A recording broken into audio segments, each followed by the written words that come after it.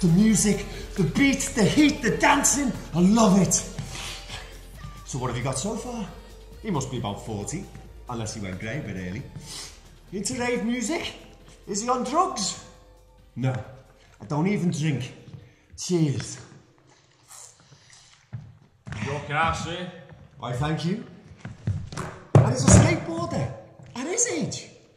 My mother, God bless her, describes me as a little unconventional, but she doesn't know the half of it. Bottle of water, please, mate. Hi, Claire. Oh, hiya, Billy. Met Claire a couple of weeks back. We had a really good natter about footy and music. Hey, didn't I see you come out of that mental home? I don't think that's going to happen this week, though. Now, I could pretend I'm a member of staff and that I work there, but why should I? I think you'll find the correct term is supported housing. So you are one of them nutters then? We're not nutters, actually. We've just got a few problems between us, that's all. Yeah, up here. Now I might have known the age you're in here. A couple of weeks ago, she thought I was really cool. And is that yours? Yeah, it is, actually.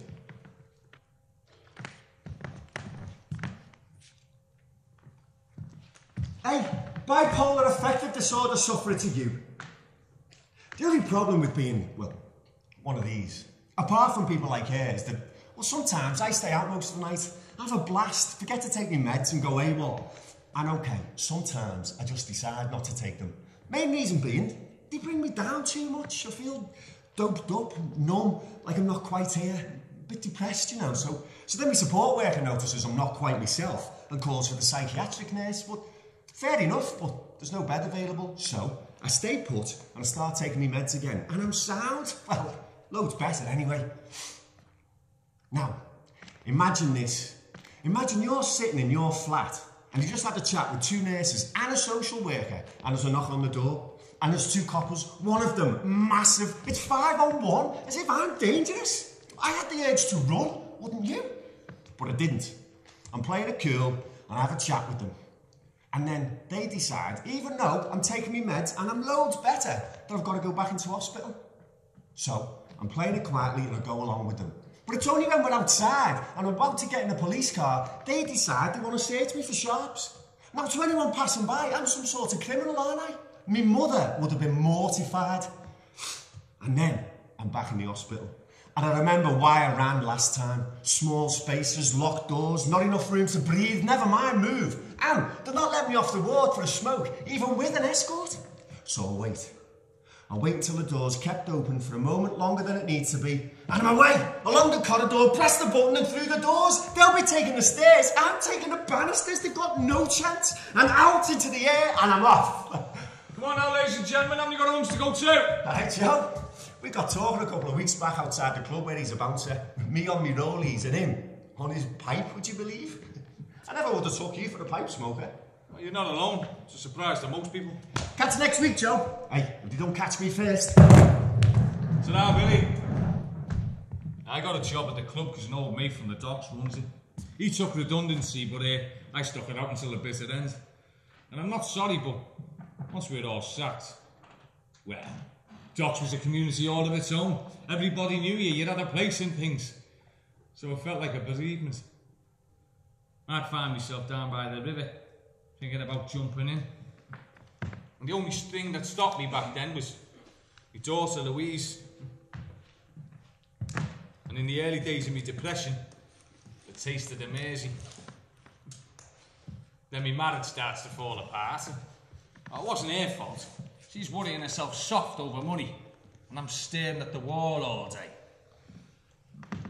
She keeps telling me to go to the doctors, but apart from the fact that I'm a bloke, and by definition don't do doctors, I kept remembering what happened to me dad. After my mum died, he sinks like a stone, depressed and anxious as hell, you know, always needing to know where I was, terrified something might happen to me. So I end up with his carer, and I get treated like a nobody, while he's put on some really heavy drugs and can hardly string a thought together. The doctor has his reasons, was all I ever got. Never the same after that. But long story short, me and her split up and I ended up in hospital. And if I hadn't, no, I don't think I'd be here now. That was the last time I saw my daughter Louise. And back then I thought she'd be better off without me. And they gave me drugs, but nothing like what my dad was on. And lo and behold, when I come out to support, times have changed. And eventually, I'm back on my feet again. And I get a job in MFI. Bit of a change. I don't tell them about my depression, like, but so long as I can keep me pecking up. Good morning, madam. 2-seater sofa, certainly this way. Now, will you poinsettia red or bowling green? Madam requires taupe. Whatever happened to beige? But it was all right. I was working, I was mixing with people, having a laugh. Even spoke to my sister about asking Louise if she wanted to see me again. But guess what? Recession leads to depression. It's official. MFI goes bust and I'm on the slide again. But instead of being a bloke, I go and see me GP. He's all right, Dr. Price. Actually listens to you. And doesn't make you feel like you've got to talk 10 to the dozen because he's got 15 patients waiting outside. He suggests exercise. And it's great. I walk for miles and I feel like a weight gets lifted off me. Even go down the docks, get a bit nostalgic. But you can never really escape it. Like the other week when I bumped into an old mate of mine. Alright, Joe. Alright, dear Tommy, lad, how's it going, lad? How are you? Sounds a pound working here now, how's yourself? Oh, not bad, you know. I still miss the docks, though. What, the carbon black on your collar? Hey, the way it kept coming out of your skin a week after you'd handled it. And the smell of the wet eyes. Oh, God, blimey. Hey, what was the name of that fella who fell between a dock and a ship? Can't remember his name, big fella he was. Oh yeah, and he couldn't figure out how he managed to fit between the two of them. That's it. Hey, those two fellas jumped in to try and save him. He gets carted off to hospital and the story ends up in the airport. Oh, that's right. And then he's playing Mary Ann saying it's him who jumped in to save them. Hey, what did we used to call a fella who couldn't spell corrugated iron? Wrigley Tin. Wrigley Tin, that's it. Hey, I heard you had a bit of a breakdown and that. Well, not so much of it. A few of the lads turned head cases when it all finished, you know. I mean, some of them just pissed the redundancy up against the wall, but some of them lost it like you, so, you know, you're in good company. So how are you now, like? I'm fine. I'm great. I couldn't be better. Oh, I'm glad to hear it. Hey, keep smiling, Joe. Ta-da, lad. He didn't mean any harm. Well, that's why I like working at the club. Because only me mate and Billy know about me depression. So, I'm just an ordinary bloke, doing an ordinary job like anyone else. I want to go back to a day job eventually. But if I tell him about my history of depression, is anybody going to employ me now? But on the bright side, I plucked up the courage to see me daughter, Louise. Oh, God, I've missed that kid. Hi, yes, yes. Oh, sorry. I'm just making up for lost time. Look at the state of you, all grown up. Oh, you said that last time. I can't get over it, that's why. Don't embarrass me, Dad. It's my job. Hey, you're looking well. You put a bit of weight on. Hey, but in all the right places, yeah. Hey, and I'm fitter now than I was when I was working on the docks with all this walking I'm doing. And you are going to make me feel better without even knowing it. I got this for Jessica. Oh, thanks, Dad. She'll love that. You know, you're spoiling her rotten. No, my granddad. It's me job. Hey, what about this cup of tea you promised me anyway? I've got a mouth like a camel's armpit. You're disgusting. Well, you don't be saying you can take the man off the docks. A few days after my great escape, I surfaced again. And I get persuaded by my support worker to show willing and go back in for ward round. But then they want to keep me in again. So I get angry. It's stupid, I know, but sometimes you just can't help yourself. Look, just let me out, will you? Keeping me in here isn't going to do me any good. I need to be outside, don't you get that? I want to go skateboarding. I want to go free running. Do you even know what that means? Complete freedom of movement. It doesn't mean just climbing your friggin' walls. Hey, here's an idea. Why don't you put yourself in my shoes? Go on, put yourself in my shoes. Still not doing yourself any favours then? This is Sue. Just when you think you can't trust anyone, along comes her. She's a gem. Not that that makes my life any easier. Ah, you know you don't mean that. Look, I'm trying to get you leave. And it doesn't help if you're shouting at the staff. Oh, they're doing me head in, Sue. I'm not saying I blame you, just that it doesn't help. They still don't get the same dose, you know. Do you know how long it took me to get out of bed this morning? It's just not me, is it? No, it's not. Look, all I'm saying is that it'll be easier to sort everything out if you just keep your temper. And they want you to stay in here so that you can leave here stabilised. But I will talk to them about the dose. Now, why don't you go and apologise to that nurse? Do I have to? No, but it might help. All right, I'll do it. Hey, but will you have a word with them? Because I'm like a bird in a frigging cage, innit? And they're putting it all down to me mental health. I will. When I rang up to say that Billy was coming in for the ward round, the nurse said he'd get a 3-month stretch for leaving the hospital. A 3-month stretch? Are we supposed to be treating people with mental health problems as criminals now and adding to the sentences when they can't toe the line? So I have a word, and not for the first time, to try to get them to understand who Billy is. I say, I know I've said this before, but I feel I have to repeat myself. This is Billy. This is who he is. His outbursts have got nothing to do with his mental health. It's his personality. It's how he reacts in certain situations. And being locked up in here, well, it just adds to his anxiety and frustration. And the psychiatrist nods and says, I understand. But it's not just the medical staff that treat you like a set of symptoms. Before I got this job, a while before I got this job, I applied to do some voluntary work at the hospital. I hadn't worked for ages. But I was starting to remember how much I enjoyed it. You know, being useful. God, I was nervous. Especially when it came to filling out the application form. And I read, do you have any medical conditions? I just ticked it. I didn't want to write that I'd been diagnosed with schizophrenia. And then they rang up. Thanks for your application. I just want to ask you about your medical condition. You're not mental, are you? I put the phone down. You see, once you've been branded, that's it for the rest of your life. It took me weeks to pluck up the courage to even think about applying for something else. You get the knockback and your confidence goes. But eventually, I found an employer that understands, who sees me before my schizophrenia and accepts that I know the warning signs. And if I think I'm going to be unwell, well, I'll do something about it. And I haven't had to go into hospital for over 6 years. As far as my family's concerned, though, I might as well still be there. When I got this job, I was over the moon. Terrified as well, but I was over the moon. So I phoned my mum. And what's the first thing she says? Are you taking your medication? Mother, this isn't a delusion. I have actually got a job. You sound irritable. Do you think you'll be able to cope with a job? I mean, what if you get ill again? You are taking your medication, aren't you? And I feel like a burst balloon. And then my brother rings. Hey, Sue, here you've got a job. Yeah, I made up. Sound, you couldn't lend us 50 quid, could you? My motor needs new brakes and For God's sake, Michael, I haven't even started the job and you're asking me for money. All right, calm down. Hey, you're all taking your medication, aren't you? And that is all I get from them. Raise your voice. Object to anything. Get emotional. They see it as a symptom of your madness. So nothing you say has any meaning. Isn't valid. So are you taking your medication? Will you sod off? So when I meet new people, I wait till I get to know them, or they get to know me. And then, more often than not, I'll tell them about my schizophrenia because, well, I think, why shouldn't I? They tell me about the hysterectomies and kidney stones.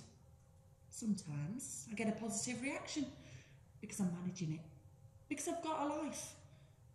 But more often than not, I get, what? And then I can quite literally see the heads working as all the crap headlines and films flash through their heads. And then I tell them the truth. And the truth is that you're more likely to get struck by lightning than to be attacked by someone with a mental health problem. And I hope that between knowing me and what I tell them, that something will change in their heads. But then my mum or my brother will bump into someone that's heard and I get... Hey, what you go telling Davy Marr's mum's sister about your mental stuff for, eh? He's in my darts team. I went to go for a match last Friday, happy as Larry. What do I get? Hey, Michael, didn't know your sister was a psycho. Hey, she's not an axe murderer, is she? I told her because she said that her husband was having a nervous breakdown. It's called empathising. His burm's just gone bust. He's just a bit down, that's all, eh? But he'll be sound once he gets another job. Oh, yeah, because, I mean, it's just that easy these days. So did you tell whoever it was that I'm not an axe murderer? That I've got a life, a respectable job? No, I punched him. Oh. Yeah, but I can't be going doing that every day of the week, now can I? Why can't you keep your big mouth shut? feel guilty. And I think maybe I should keep my mouth shut for their sake. But keeping my mouth shut is why I ended up in hospital in the first place. When I got married, I just thought that my marriage would be like my mum and dad's. The occasional row, but basically a really good marriage. Till she lost him to cancer. And he was a romantic, my dad, like Mick. Flowers, chocolates, surprises. And everyone liked him. Friends, family, he charmed everyone. But when we got married, I saw a different side to him. The criticisms were occasional at first. Hey, love, I like my steak well done, not with blood oozing out of it. But when you've had it in restaurants, I like it well done. And before long, they became daily. What have you done to your hair? Looks a right bloody mess. You're not going out dressed like that, are you? Are you trying to make a show of me? Oh, and you can stop your whinging right now. And hey, don't be going crying to your mother or your scummy mates about me, because they won't believe you. And I didn't. Because I knew he was right. In the early days, I made a comment to my mother about him criticising me, and she defended him like he were her own son. I mean, they only saw the Mick had married because that's all he ever showed them. I mean, we'd have these get-togethers, and he couldn't be a more charming host, but he'd always find a way to corner me and get a criticism in. Soon I was changing my clothes 3 times in the morning just before I went out, because I felt like I looked a mess whatever I had on. I'd get nervous, mixing with new people. Looking back now, I wonder how I managed to get to work. Then I started drinking. Not a lot at first, just enough to get the knot out of my stomach. And then I found that the more I drank, the more I could blot him out. But I hid it from him. I hid it from everyone. And then I started to hear his voice when he wasn't there. At first, I thought I was just rerunning things that it said in the day, but then I was at the post office working, and this woman came in with a parcel, and I was trying to listen to her.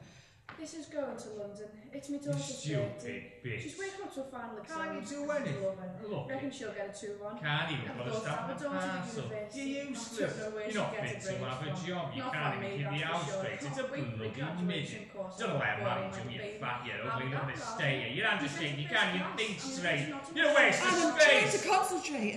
I'm staring blankly ahead, and she says... Are you alright, love? And he says... You're alright, love. You'll never be alright, you useless bitch. And all I can say is, I'm sorry, you'll have to go to another cashier. And I grab my coat and I leave. And I tell him that I've got to go to the doctor. And he agrees. Looking back, I think that he was scared.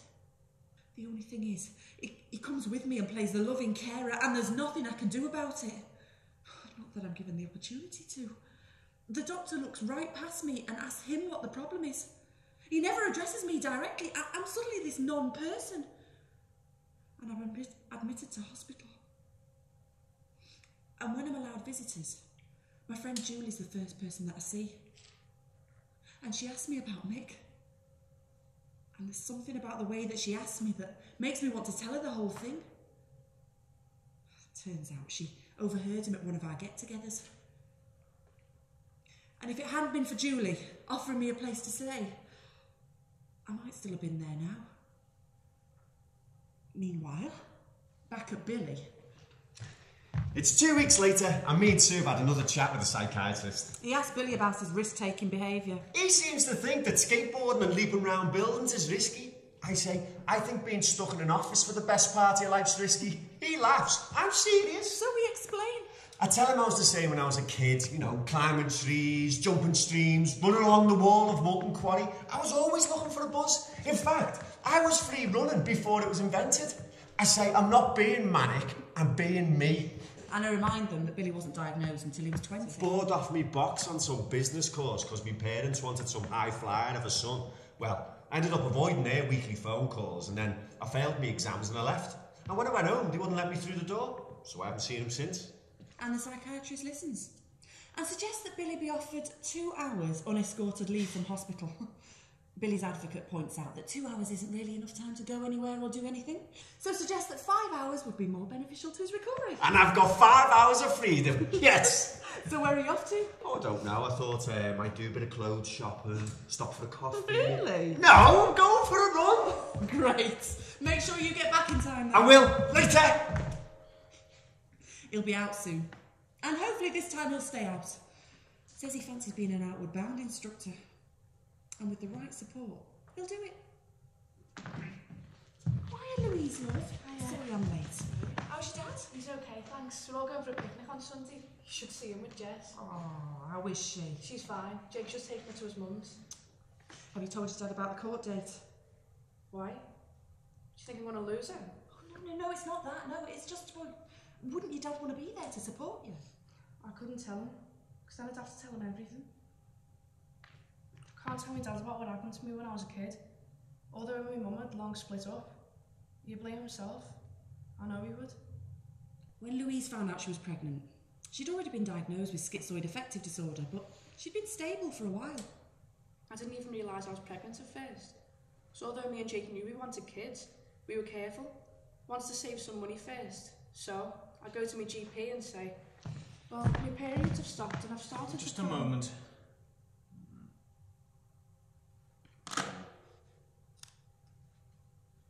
And I've started to put on some weight. I was wondering, is that a side effect of the medication? Well, I can rule out pregnancy because obviously she won't be in a relationship. There's nothing to worry about. You're just a little out of shape. Are you still taking your medication? Yeah. Splendid. Out of shape? Cheeky sod. So I go with Louise to the family planning clinic. She's 5 months pregnant. Before me and Jacob had 5 minutes to celebrate, all hell breaks loose. What do you mean? My baby's going to be put in foster care? Just a moment.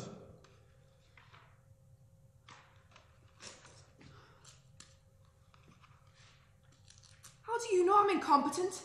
You can see the baby for an hour a day. I'm afraid that stays on until you can prove otherwise.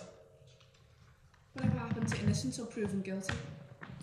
So, me and Louise, as social worker and advocate, put forward a strong case for Louise to be given a chance in a mother and baby unit. And that was agreed. But only 2 days after having Jess, social services turned up at the hospital Unannounced. and denied what had been agreed. So we go to court, ready to confirm that the mother and baby unit had been agreed. The judge isn't impressed with social services and says, They're not within a country mile of having a foster care order granted. Yes! And after 4 months, we're home. and now all we're waiting on is the final decision. And it'll be the right one. But why is it that a mother with a drug or alcohol problem is quite rightly given all the support she needs to keep her baby with her? Yet a mother with a mental health problem, who wants and loves that baby just as much, isn't even given the chance. It's just assumed that she won't be able to look after it. And after what she's been through, and how she's dealt with it, if anyone deserves a fair hearing, it's Louise. I was doing fine till things started getting serious with Jake.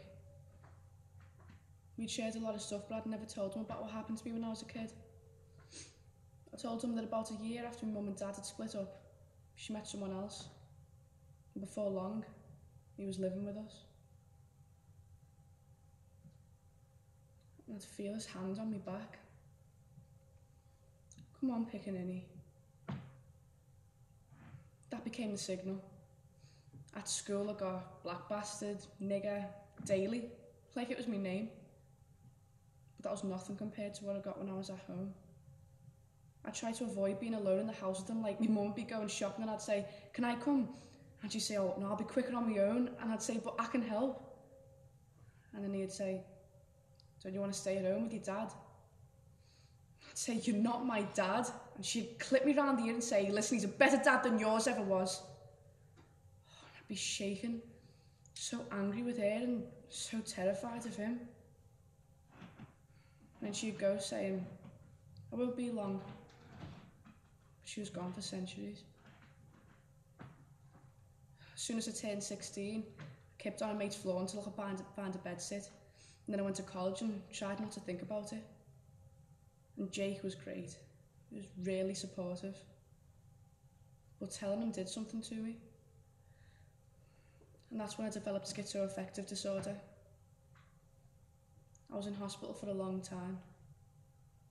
I thought I'd lose Jake for sure, but he stuck by me and so did his family.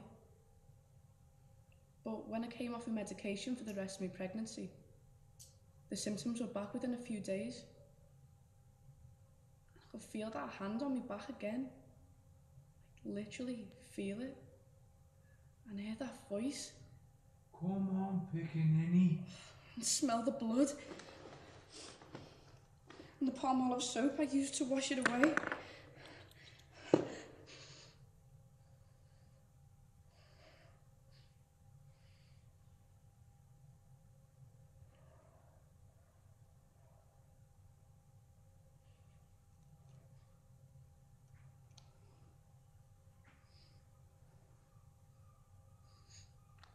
I spent the rest of my pregnancy in a psychiatric unit. But it was worth it.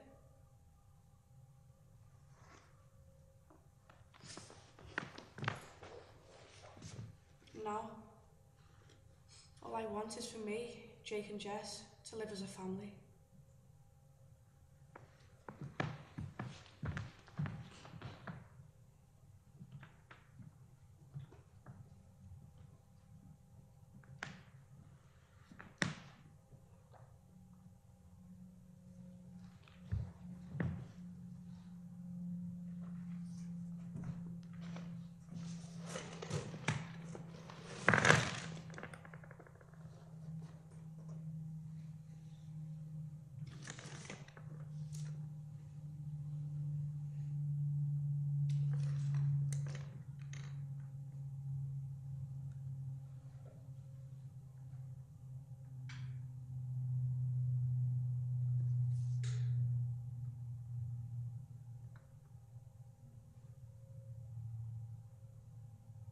Once upon a time,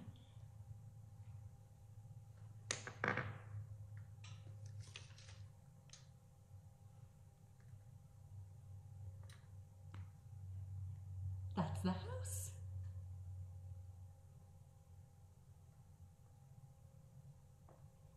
And there's the mammy. And the mammy cries. And cries. But not yet. Not yet.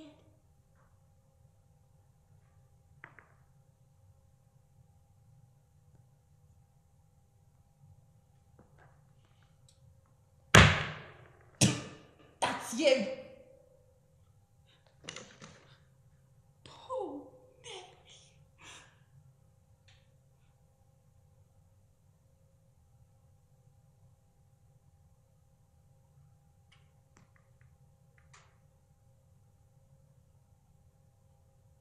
And Liam gave her a pretty ribbon for her hair.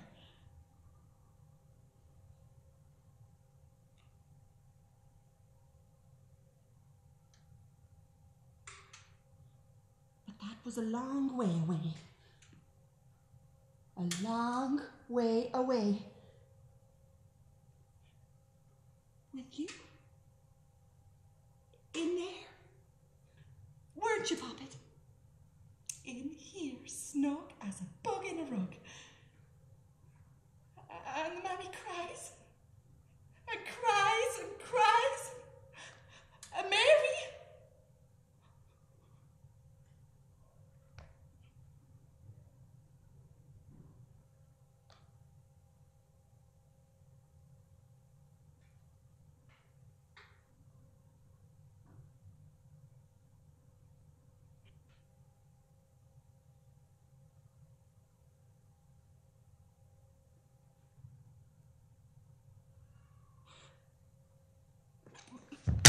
Say 5 Our Fathers and 3 Hail Marys.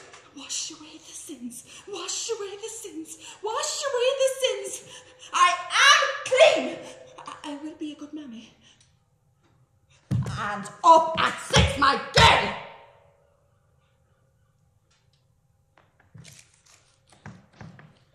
There she is. This is Mary. She lives in the same house as me. And she's safe here, even from the neighbours, because they all know her. Mary, mad as a bag of frogs, but she's harmless. Hi, Mary. Good morning. And how's Kathleen today? She's a good girl. Mammy's little puppet, aren't you? Now let Mammy finish what she's doing and then we'll play. A long time ago, before Mary was like this, Mary was given a label. Weren't you, Mary? A pretty ribbon for Kathleen.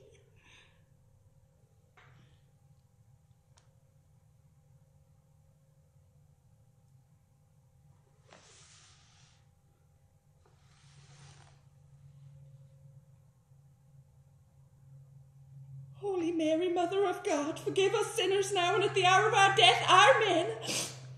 Can I have a cup of tea now? She asks me this question every day. Mary, you can have a cup of tea whenever you want one, love. Can I? You can. If there's a proper time. A proper time. At the proper time, you know the rules! I'm so thirsty. Shall I make it a cuppa? Is it all right? It is. Mary, there's no rules like that here. You shut up! I will be a good mammy. I made her a pretty dress. So I see. She looks beautiful. Mary had a little lamb. Forgive me, Father, for I have sinned. Fold the sheets. Fold the sheets. Fold the sheets. Where's my baby? Where's my baby?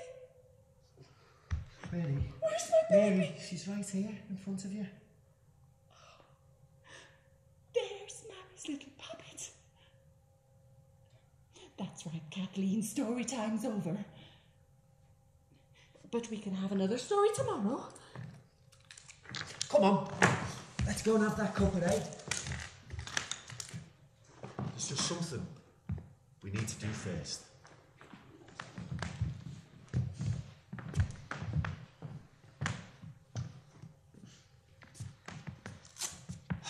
I'm Billy.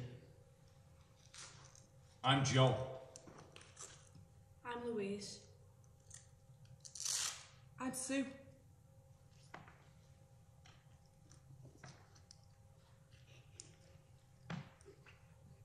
Go on. It's all right, Mary.